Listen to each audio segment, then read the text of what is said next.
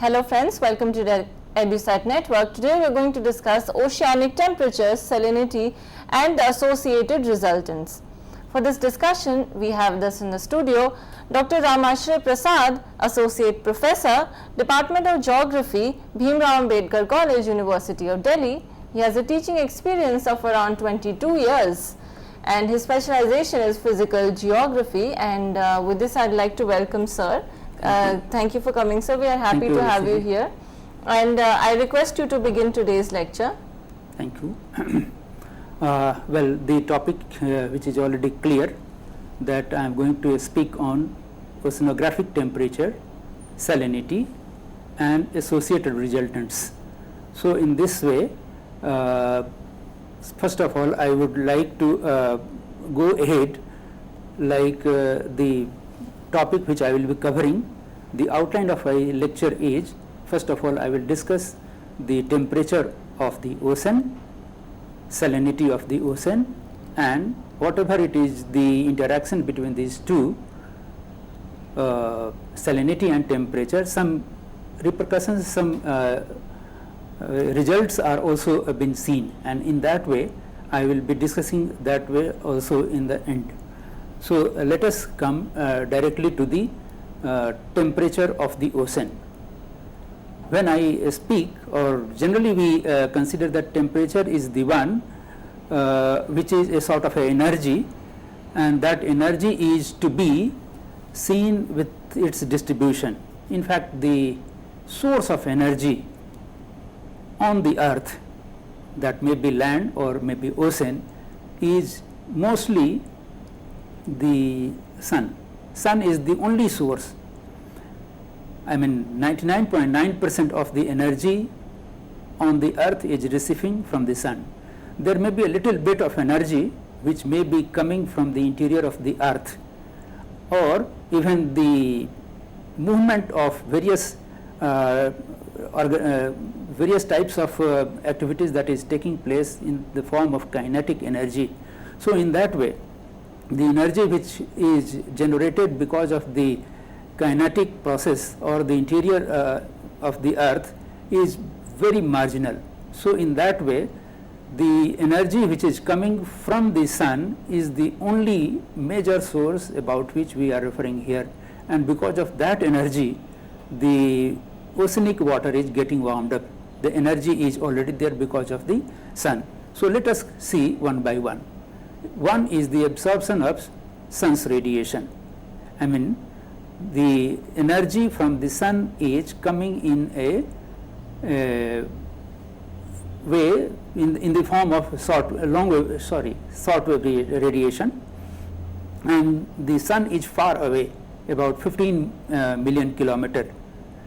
So in that way 15 million kilometers is a long distance from where the sun's energy is coming, and in that way whatever the energy that comes from the sun is responsible for heating of the atmosphere as well as the water lying in the form of ocean.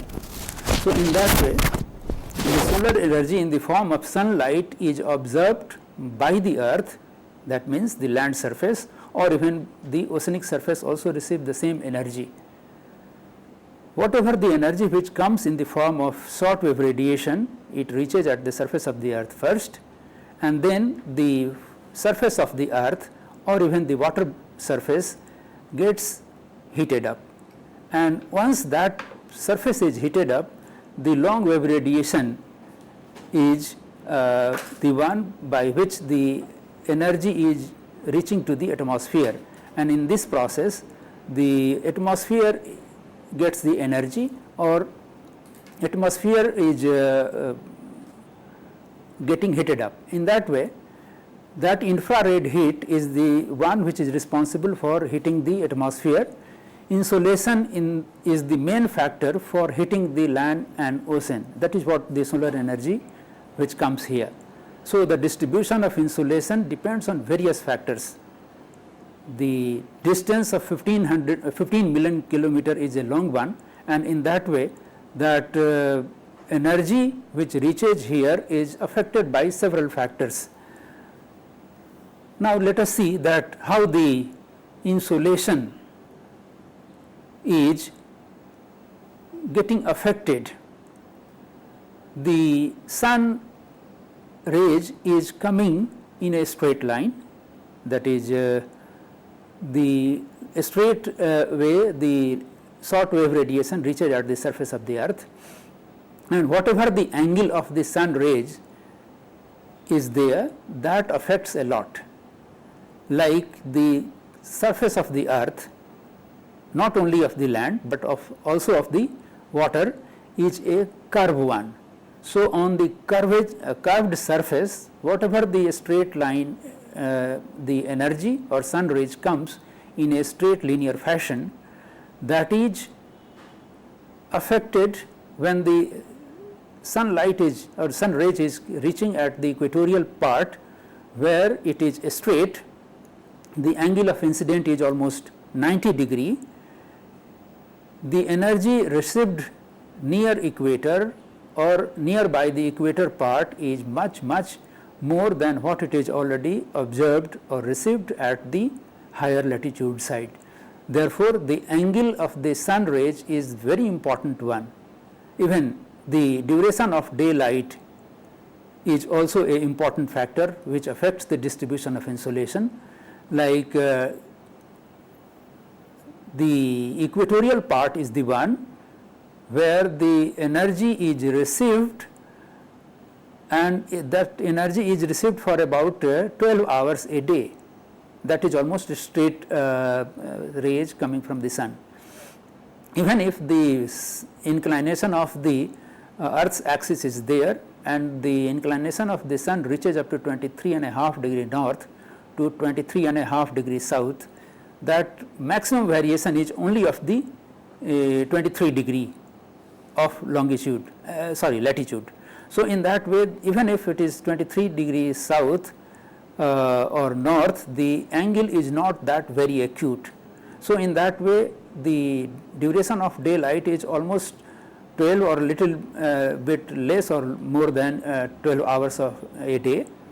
So, in that way, that is also a very important one. But in the polar areas, the duration of sunlight is much more than 12 hours, like it may be 16, 18, 20 hours or 24 hours or even 1 month or even 2 months, depending on the inclination of the sun in which hemisphere it is.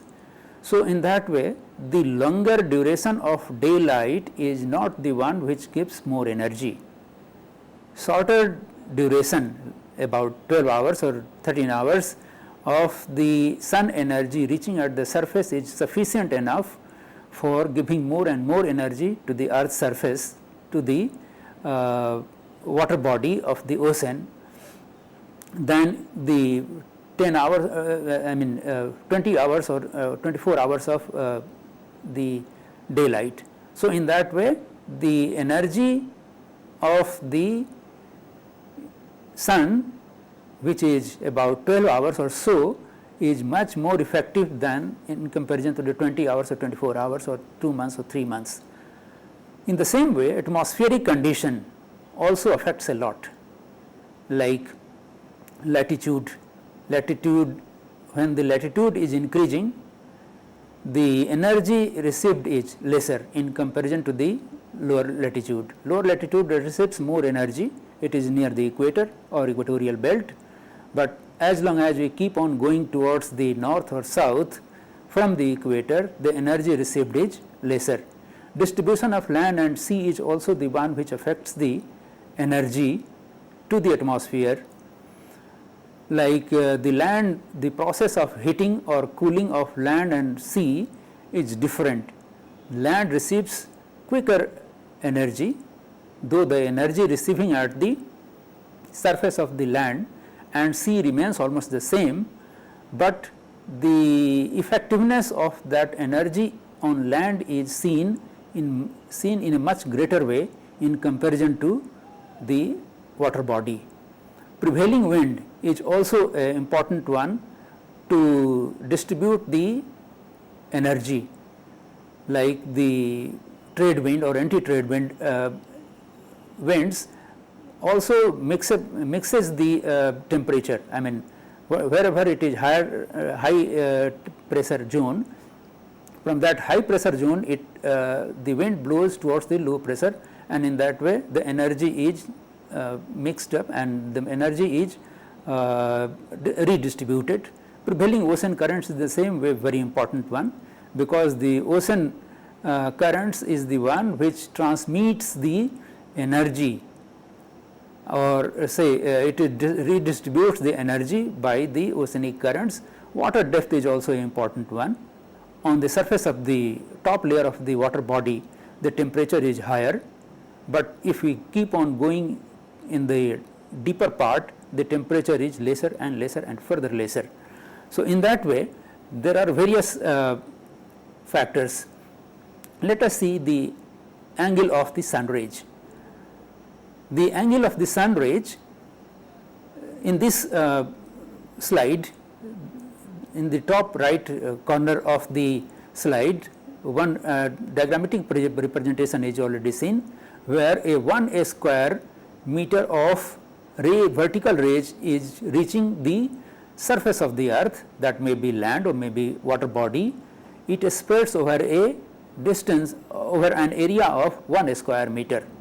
So, it is vertically the rays is coming down, but once the inclination of the rays changes or the acute angle is there, so low angle rays spreads not only at 1 square meter of area, 1 square meter area beam at the upper atmospheric part spreads over a area of more than 1 square meter. So, let us see that whatever the energy which is coming from 1 square meter of beam is spread just only 1 square meter of area when it is vertical. So, that energy is used only to heat up the area of 1 square meter at the ground, but when the low angle rays reaches at the surface, the beam is spread over more than 1 square meter area. So, whatever the energy is coming, it is spread over a larger area. So, in that way per unit energy received in the low angle rays is lower in comparison to the vertical rays. So, in that way what it really happens, that vertical rays gives more energy, more temperature is recorded, whereas low angle rays is responsible for lower amount of energy received. And it is just because of the more spreading. Let me take one example. Let us take one torch. That torch, if you are keeping vertically downward, it is taking just only a smaller area for spreading the light energy. But if you keep the torch in an inclined fashion, that spreading of the light of the torch is larger in comparison to the vertical one. So, in that way whatever the intensity of the light which is received when it is vertical is spread over a larger area, and in that way that intensity of light of the torch is becoming lesser when the angle is lower. So, in that way this diagrammatic presentation is very clearly says that the sun's rays angle is an important one in receiving the energy. Right at the bottom of the this representation, two areas are already seen here, area A and B. Just to see that angle of the sun rays when it is 90 degree or near to 90 degree, the acute it is having a smaller area, spread on a smaller area, and the intensity is very high or more intense heat received. Whereas in area 2, the angle is less than 90 degree or acute angle is there, and in that way it spreads over a larger area, and then intensity is lesser. So, this angle of sun rays is very important one to determine that how much energy is received here. This is the same example in a different way it is explained here. So, there are three presentation here. One is completely vertical 90-degree angle is there. When the rays is coming, the shadow of the palm tree is just only a smaller area it covers, but when the another diagram which is already there in the center, the angle of the incident of rays is of 45-degree, the shadow of the object on the ground is bigger in comparison to the first one. But take the third one, a smaller igloo is there.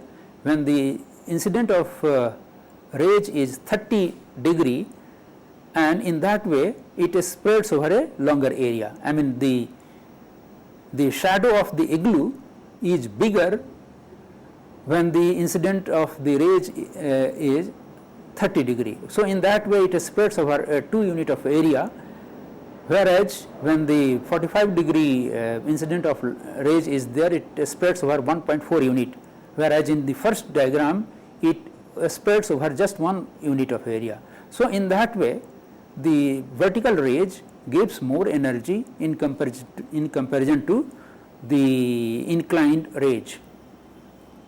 Now, I was also talking about the duration of daylight. The duration of daylight is also a very important factor to influence the intensity of energy, that may be land or may be water body. So, in that way the duration of daylight in equatorial region is almost 12 hours daily, almost throughout the year. But of course, since the earth is rotating on its axis in a 6.5-degree inclined way, so in that way sometimes the northern hemisphere is towards the sun, and on another time it is the southern hemisphere. So, northern and southern hemisphere, it is the swing of the earth's part is already seen. So, in that way, when let us see the first diagram to the left side on the slide, the sun is towards the northern hemisphere. It is the Tropic of Cancer over which the sun is shining directly, and it is the summer solstice time. It is the June 21st or so, 22nd June. So, in that way northern hemisphere is getting more and more energy in comparison to the southern hemisphere, because the sun is directly shining in the northern hemisphere. Even the northern pole area is also under the light throughout. But if you see the right side diagram illustration, it is the case of the winter solstice, and the date is about 21st and 22nd December. So, in that way southern hemisphere is getting direct sunlight in a vertical way, and in that way it is receiving more energy. So, duration of daylight is more in the pole, maybe exactly about 6 months almost, starting from say if you are taking the case of northern hemisphere, since March 21st 22nd to September 21st 22nd, it is a duration of 6 months, and that for that duration, the whole of the duration northern pole is on the lighted way. So, in that way it is not receiving much energy. Duration is about 6 months at the northern pole, but in that way it is not giving more energy. So, in that way the duration, when the duration of the sunlight is around 12 hours or so, it is giving more energy in comparison to the longer duration of sun shining continuously. Now, atmospheric condition is a very, very important one. It may even change because of certain incident in the atmosphere. So, it is the atmosphere through which the energy from the sun is reaching at the earth's surface. So, in that way the energy which is coming from the sun reaching directly on the earth's surface without any sort of obstruction in the sky, it gives more energy. say 23.5 degree north and 23.5 degree south latitude, which is the Capricorn and Cancer, Tropic of Capricorn and Tropic of Cancer, this area is having the higher pressure belt, and here the atmosphere is clear, sky is clear, no more clouds are seen, or even if the clouds are there, it is very minimum one, but in the equatorial region near the equator, the cloudy condition prevails throughout the year. In fact, every day in equatorial region, rain is occurring in the afternoon. So, in that way sky is not very clear, and in that way whatever the sun energy which is coming from the sun through the atmosphere, it is mostly a part of it is obstructed by the dense cloud cover.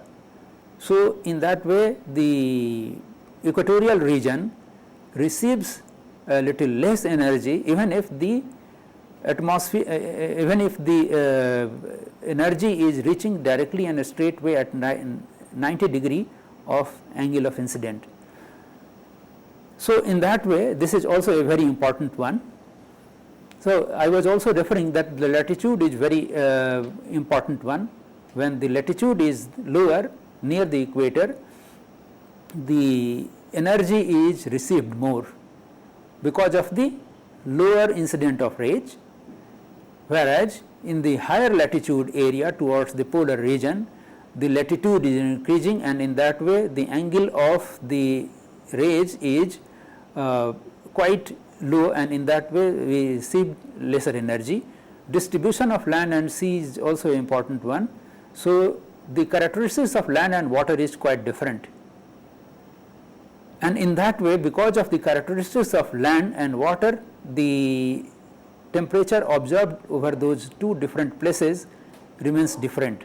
Like the land is the one which receives energy from the sun, and it gets heated up very quickly because it is a solid one, but the water body is the one which is mobile, and whatever the rays reaches at the surface of the oceanic surface, a part of it is get vaporized, and in that way latent heat is released, and the effectiveness of the heating of the water becomes lower, and in this way that area is not in that way more hotter in comparison to the land one. So, continent type of climate is seen in over the land area, the area which is far away from the oceanic part, that has a continental type of characteristics of climate, which means in summer that area is very hot, but when it is a winter the temperature is very low, and in that way this sort of incidence is already seen, and distance from the sea is the one which governs it. So, near the sea coast the temperature is mild and having lesser magnitude of temperature is seen. Prevailing wind, that is what I was referring earlier, that offshore wind brings a moderate effect to coast area. So, coastal area is modified and it is not recorded very high temperature or very low temperature, even if it may be even the low latitude area or even high latitude area. So, offshore winds brings extreme climate. So, it is the one which is away from the oceanic part, that the climate is very extreme, very hot or cold. Prevailing ocean current is also the one which controls the temperature of the water body. So, currents moving from the equator brings warmer condition. I mean, the equator area is the one which is hotter, and in that way the water also gets heated up in comparison to the water which is lying in the higher latitude zone. So, in that way warmer water is having the characteristics of a bit larger volume because the intermolecular space of the water is enlarged, and in that way the density of water reduces, and in that way the oceanic current is produced, and that way it moves further, and the warmer water moves towards the polar area, higher latitude area, and in that way this warmer conditions are brought to the northern portion or southern portion, depending on the place from where the current is going. So, in that way currents moving from polar area also derive water from pole towards the equator, and in that way the polar area is quite cold, and that cold conditioned water is being pushed towards the equatorial side, and in that way that brings the cooler condition. So, water depth, since the temperature is received from the sun, the upper layer of the water body is heated up, and in that way more temperature is observed on the top layer of the oceanic water. But if we keep on going further down and down, the temperature of the water is reduced, and that reduction in the temperature is very drastic one. So, this slide is very clear that the equatorial region is having the maximum insolation received, and it is just because of the angle of incidence. It is the northern African region, the southern part of North America, even the central part of South America, the northern portion of Australia, southern portion of Africa. These are the portion which is near the Tropic of Cancer or Tropic of Capricorn is getting more and more heat, and in that way this is the region that even the equatorial region, though the incident of rays is very vertical, even then because of the more and more cloudy condition and atmospheric condition, the more effective insolation is seen towards the Tropic of Capricorn and Tropic of Cancer. So, the distribution of temperature is again affected by several factors. Intensity and duration of solar radiation is the one which affects the distribution of temperature. Like I have already explained this point, but no need to elaborate more, but still just a few sentences that the duration of solar radiation, when it is 12 hours or near to 12 hours, the intensity of solar radiation is high, but when the duration is increasing more than 14, 15, 16, 20 hours, then the intensity of the radiation becomes lower one, the loss of energy by reflection and scattering. Like the surface which is very that having greater reflectance value, the energy which comes from the sun is partly or in a major part it is reflected back, or even in the atmosphere there are several factors, several solid particles hanging in the sky, or even the water vapor or cloudy condition that obstructs the energy to reach on the surface of the earth, and in that way energy is lost in the midway. Amount of evaporation and condensation is also affecting the distribution of temperature, like when the more and more evaporation is there. So, with the evaporation the latent heat is the one which is lost, and in that way that is left to the space. Condensation is the one when the cloudy condition, the water droplets are formed and the rain is occurring. In that way the latent heat is again released and the upper atmospheric portion is again warmed up. So, in that way amount of evaporation and condensation is also the one which affects the distribution of temperature.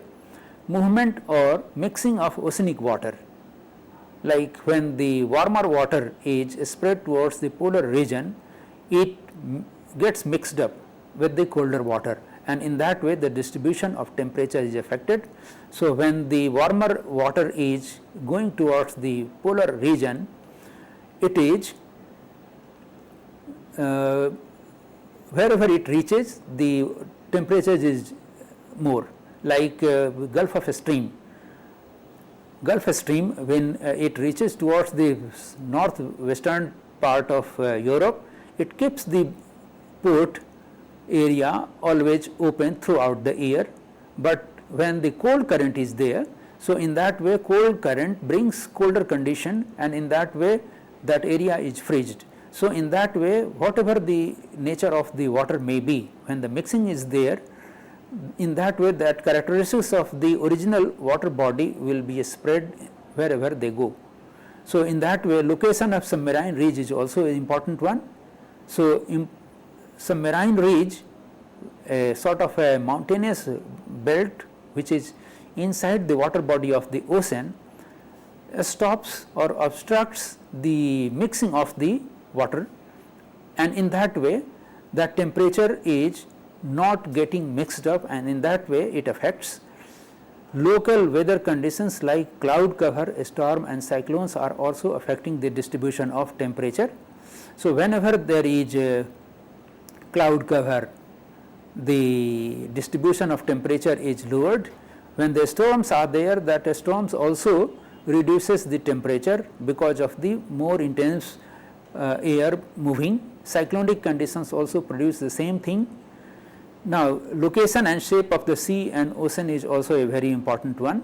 So, like any sea or ocean land area, when the shape is very suitable at that point of time, when the area is in that way, like take the example of Red Sea or the southwestern portion of Asia, where the smaller seas are there like Red Sea or Caspian Sea, that is landlocked. So, the what temperature is higher recorded in that way. So, in this way the shape and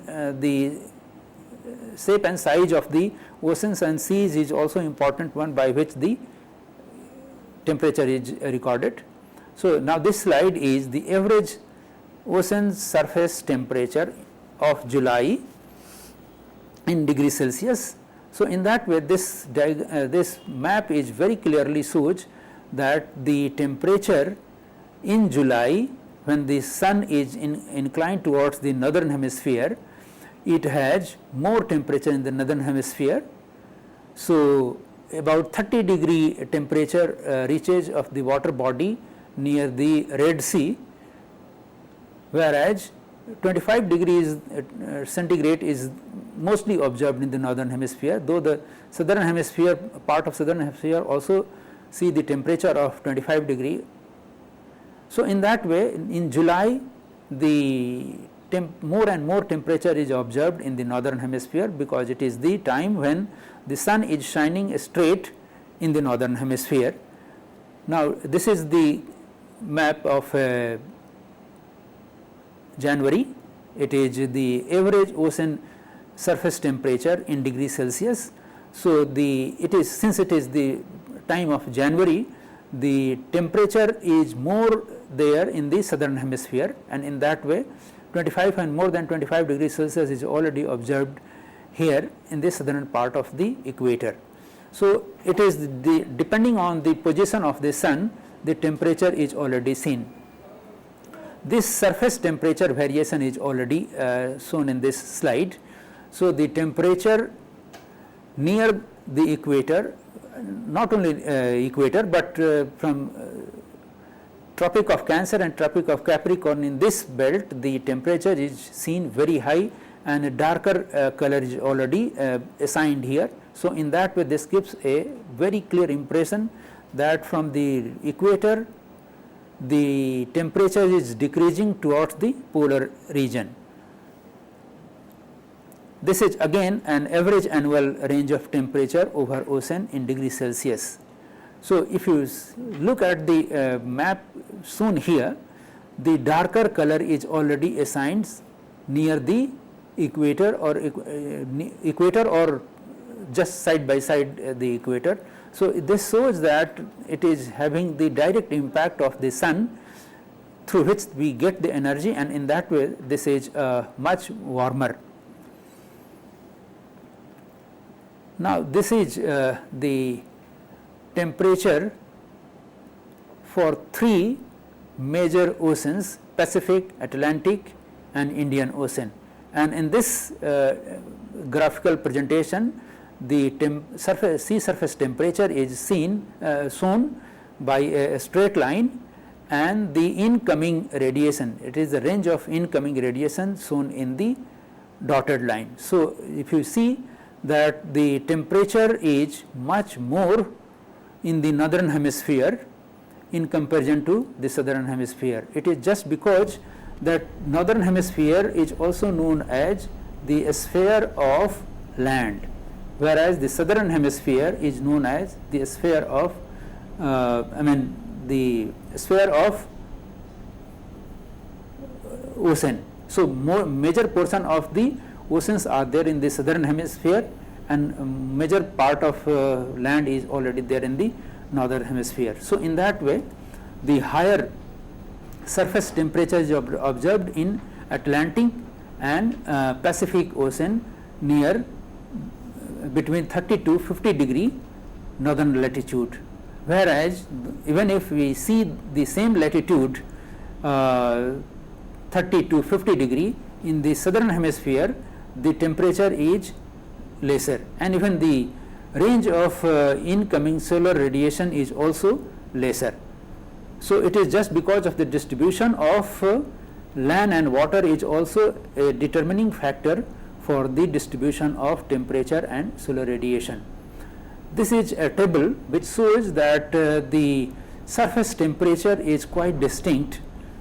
In the northern hemisphere, you can see the temperature is increasing between 10 to 30 degree latitude. The temperature is very high. In the same way, though it is high in the southern hemisphere as well, but it is not in that way very characterized what it is already observed in the northern hemisphere.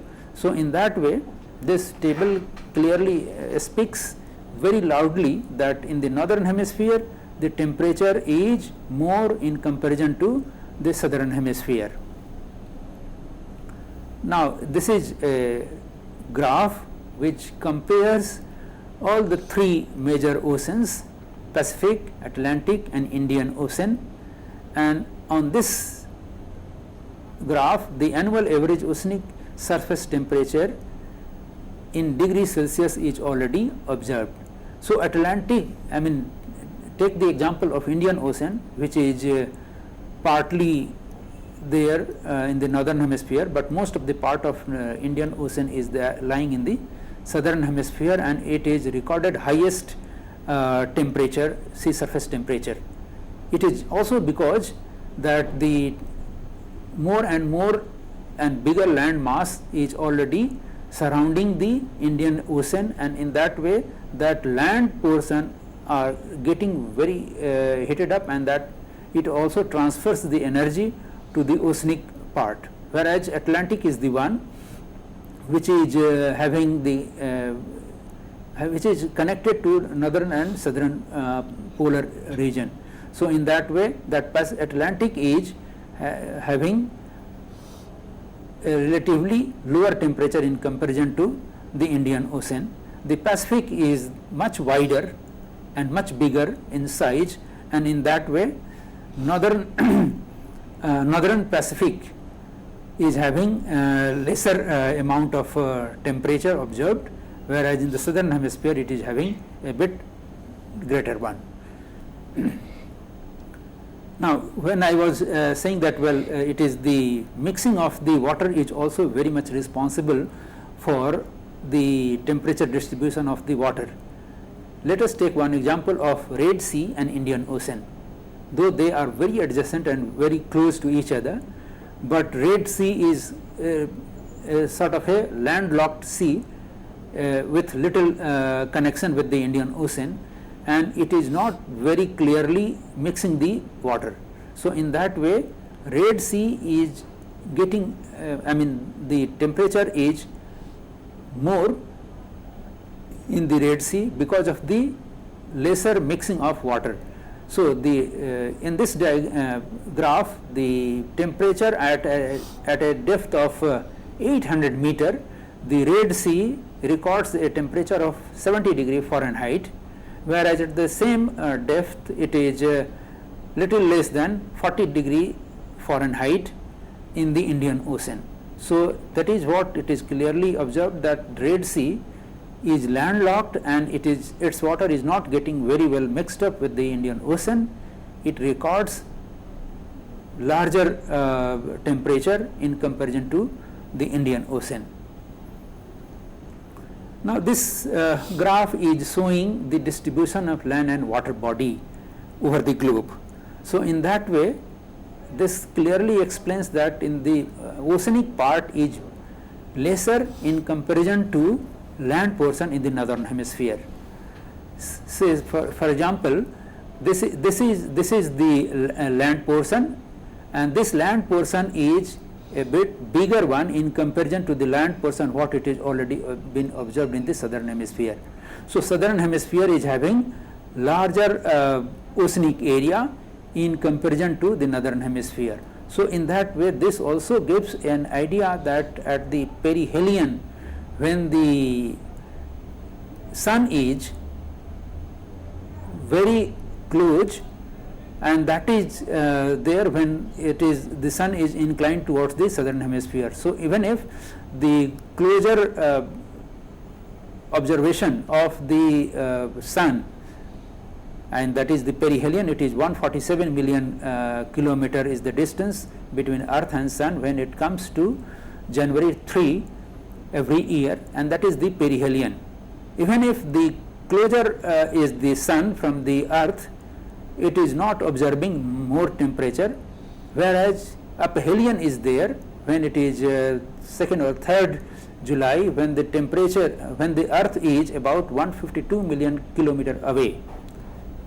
147, it is 152 million kilometer away from the sun, and that is the July time. Because of the more land portion in the northern hemisphere, the temperature is almost similar to both the hemisphere. So it is the distribution of land and water body represented in this diagram. So both of them are given in percentage. Land portion is already shown in percentage here in the left side, and the oceanic portion is already shown to the right side, and the distribution is given at an interval of 5 degree of latitudinal zones.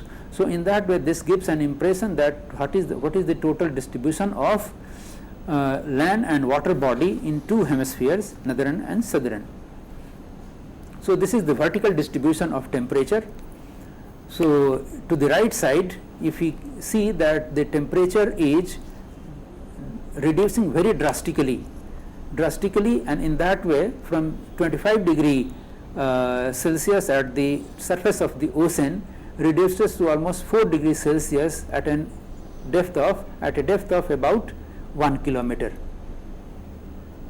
This is also again the seasonal evolution of the thermocline at the mid latitude.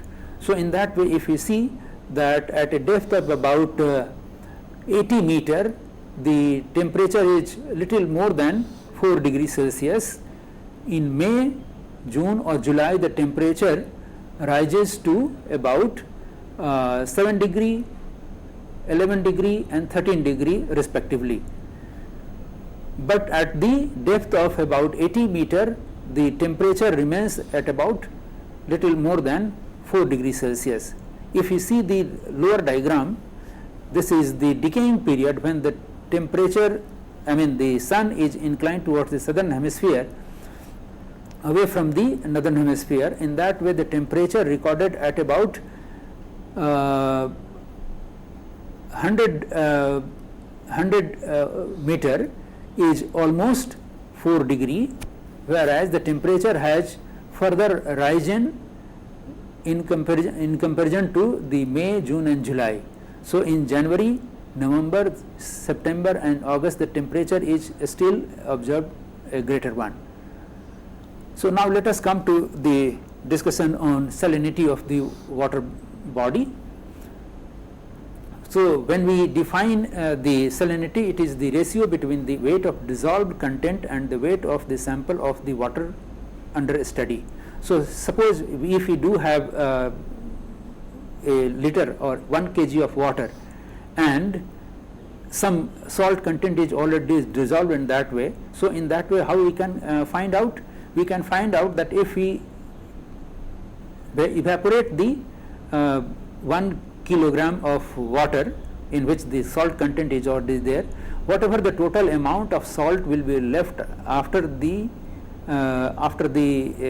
evaporating the water, that gives an impression that the total amount or the ratio is calculated, that how many grams of water is already, how many grams of salt is left in a amount of 1 kg of water. So, in that way that is represented per 1000. So, certain gram per 1000 is generally represented. So, we define it the total amount of solid part material in grams containing in 1 kg of sea water when all the carbonate has been converted into oxide. So, this is a particular definition of the salinity. So, there are several type of salts are already seen in the oceanic water. Apart from these salts, other salts are already there, but they are very minor and they are in a trace form. So, I have only recorded only a few number of important salts, and which gives an impression that the total salinity of the ocean on an average is 35 per 1000. So, source of salt in the oceanic water. I mean, when the earth was born, it was quite hot and it was a burning condition. So, the rain started coming, and in that way the accumulation of water, what it was there in the beginning of the evolution of the ocean, was quite different than what it is. At that point of time, the oceanic part where the depression was there and water was accumulated, that time the salinity was very minimum one, because the water is washing the, I mean the rain water is washing the land portion, and whatever the salt content it is already there in the rocks, because of the washing of the continental part by rain, it reaches to the ocean through the river systems, and in that way that whatever the salt that is being carried away by the dissolved water reaches to the ocean, and from ocean part the water is vaporized and the salt content remained there. So, in that way continuously the salinity of the ocean is increasing every day. That every day calculation may be minimum, but when we talk about millions and billions of years, that salt content has increased to this much of level. But that salt content is not all the time increasing, because of many oceanic lives. Those lives are also consuming those salts, and in that way the salt is also reduced. So, in that way, depending on the oceanic lives, still the increase of the salinity of the ocean is observed. So, most of the minerals that whatever it is found in the rocks that are being weathered, and in that way it was washed away, and then it is being finally reached to the ocean. Apart from that, even the volcanic eruption, whatever it is taking place, that is also pouring a little bit of salt content, which is finally reaching to the ocean.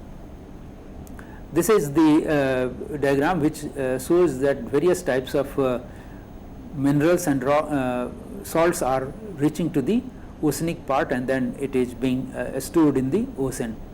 So, factors controlling the salinity. is the one where the evaporation is there, more and more salinity will be observed, because the saline water, I mean the water will be vaporized, but this salt content will remain there, and in that way vaporization reduces the pure water from there, and in that way the salinity is increased. But when more and more supply of water is already there in the form of precipitation, the salinity is reduced, because more and more fresh water is added, and in that way the salinity is reduced. So prevailing wind direction and air pressure is also to some extent controls the salinity, because the wind direction and wind velocity also tries to mix up the water from one area to another, and in that way the salinity is either reduced or increased. When it is the more and more saline water is being pushed away towards the lower saline part, the salinity is increased because of the air pressure and the blowing of the wind, and vice versa is also the case. The seasonal variation in salinity is also seen, like when it is a monsoon period, the salinity of the Indian Ocean, I mean the Bay of Bengal, is lesser in comparison to the non-monsoon days, because more and more river water brings fresh water and it pours into the Bay of Bengal, and in that way the salinity is reduced. Whereas in the lean season, when the monsoon is not there, the supply of fresh water is limited and very minimum one, the salinity of the water is observed a bit higher one. So in that way movement of ocean water is also the one which mix up, and in that way it is the one which controls the salinity. So in that way the salinity increase or decrease can be seen by looking at the evaporation or precipitation. When the evaporation is there, the ice formation is there. When the surface circulation, advection or more saline water is there, or even the mixing is there, all this will lead to increase the salinity of any particular area. But whereas this precipitation is there, more ice is melted, surface circulation is there when the advection of less saline water is there, or even the turbulence and convections are there because of the mixing of saline water, less saline water and inflow of the fresh water, that lead to decrease in the salinity. So there are various factors which controls the salinity of the ocean. So in that way, if you see the distribution of the salinity of different part, like normal salinity is observed somewhere 33 per thousand to 38 per thousand. Baltic Sea is brackish one, which observed this salinity only about 10 per thousand, whereas Red Sea is the one which observes about 42 per thousand, and that is simply said that it is a hypersaline sea, Red Sea. Great Salt Lake is having much more in comparison to the other seas, like it is having 280 per thousand. 280 per thousand means it is 280 gram per kilogram of water. So if 1 kilogram of water is there, 280 gram of salt will be there from a kg of water if it is taken from Great Salt Lake. Or for Dead Sea, it is the highest one, it is 330 gram per kilogram of Dead Sea water. So tap water, what we generally get in our houses, it is about 0.8 gram per kilogram or even lesser. The bottled water, that is the bottled water that we buy from the market, its the salinity is 0.3 per thousand. So in that way you can see that how the salinity affects and how a big issue it is. So in that way the salinity, the latitudinal distribution of salinity is again a very distinct one. So in 10 degree south to 15 degree north latitude, it is the maximum one. So, a bit higher one, but 15 to 40 degree latitude it is showing a bit greater amount of salinity because of the lesser addition of fresh water. It is the surface salinity variation. So, it is the lower latitude is having the lowest in the high latitude and highest in the tropics, and it a bit dips at the equator. So, it is just because of the distribution of the temperature and the vaporization and precipitation and fresh water supply of in the respective seas. So, surface salinity is again variation. It is seen that high latitude have low surface salinity, tropics have high surface salinity, and equator has a little bit lower in surface salinity. So, it is the salinity of the Indian Ocean which clearly indicates that in the northern portion, which is landlocked, it is having greater amount of salinity is seen in comparison to the southern one. The salinity at the Atlantic Ocean is again a very distinct one. In the equatorial belt it is a bit little lesser, but towards the tropic, both Capricorn and Cancer, the salinity is higher, but towards the pole the salinity keeps on decreasing. So, this is the global surface salinity, and this map is very clearly explaining that how the distribution of salinity is seen by looking at the index. This is again the salinity of the oceanic water, where the salinity of the oceanic water is more towards the tropics, and in comparison to all the three oceans that I have already explained here, Pacific, Indian and Atlantic. Atlantic is the one which is having the greater salinity, and it is having the darker shade. This is the thermocline distribution of temperature. It is a vertical distribution of temperature. In that way, this is also a very important factor. The salinity of different oceans are already clearly given in this table. So, in that way we have already seen that the temperature, salinity and effects is very important one, but I will not go much in detail because of the constraint of the time. So, El Nino is developed at the end of the year, which is coming in a cycle of 3 to 7 years, and Spanish is the term of El Nino, and in that way it is known as the child Christ. So, I will show a small video which gives an impression of El Nino. Anyway, so I will wind up here as the time is short one. Thank you. Thank you so much, sir, for the very descriptive and interesting presentation. Thank and of course, we have crossed time, so of course we could have this particular video of yours tomorrow for all the viewers to watch. I am sure they must be very curious about it. So, with that we close out today's lecture on oceanic temperature, salinity and associated resultants, and we would be having sir on future occasions to talk more about other things. So, let us thank sir for being here, and thank you all for being such wonderful viewers. Thanks a lot.